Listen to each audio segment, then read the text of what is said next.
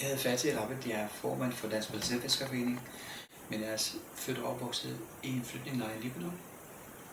Forlod Libanon i 82, det er nøjagtigt 30 år siden, i forbindelse med, at Israel invaderede Libanon og belejrede Beirut i virkeligheden i 2,5 måneder, bombede meget mere end de bombede mod Gaza her på det seneste. Jeg har altid gjort meget ud af at sige, både til foredrag, men også mine artikler og interviews og diverse, at konflikten har ikke noget med religion at gøre som sådan. Altså, konflikten mellem palæstinenser og israeler er en politisk konflikt. Konflikt og en strid om landet, her det hellige land, ikke? Altså det historiske Palæstina, ikke? Som indbefatter både nuværende Israel, men selvfølgelig også Vestbredden og Gaza, de to besatte områder. Ja. Problemet ligger i selvfølgelig,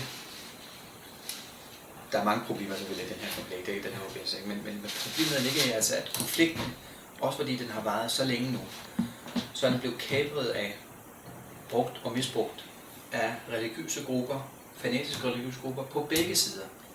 Altså i den grad på palæstinensernes side, men bestemt ikke mindre på den israelske side efterhånden. Men min løsning er den løsning, som verdenssamfundet er enige om. Altså der er bred konsensus blandt samtlige lande i verden. I øvrigt også USA. Også USA, sådan. Det er, at det er to-statsløsning. Så det kan ikke være andet. Der kan ikke være en anden løsning, som tingene er nu. Det vil sige, at Israel bærer sin sikre grænsen.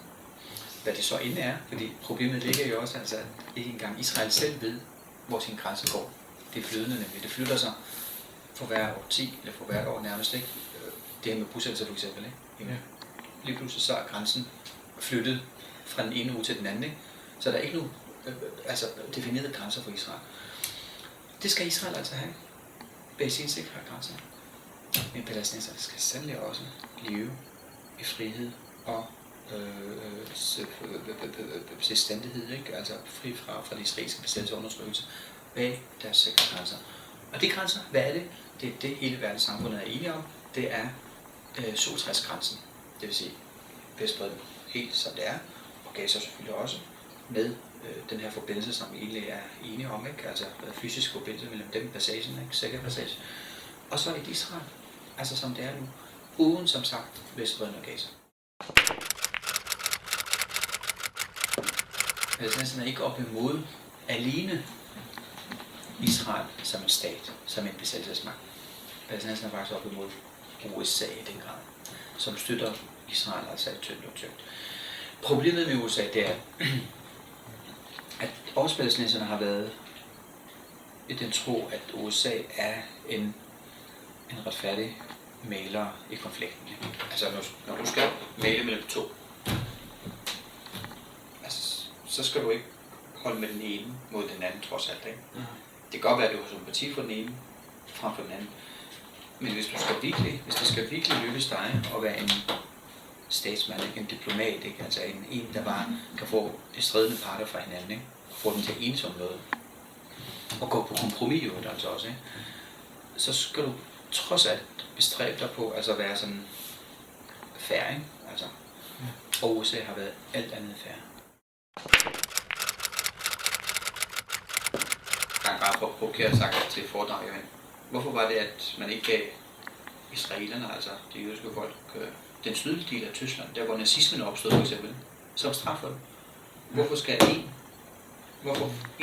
en andens forbrydelse betales af en helt tredje part, palæstinenserne, med argumenter, der for mig at sige ikke holder, og komme og sige, jamen Gud lovede os det her land for 3.000 år siden, ikke?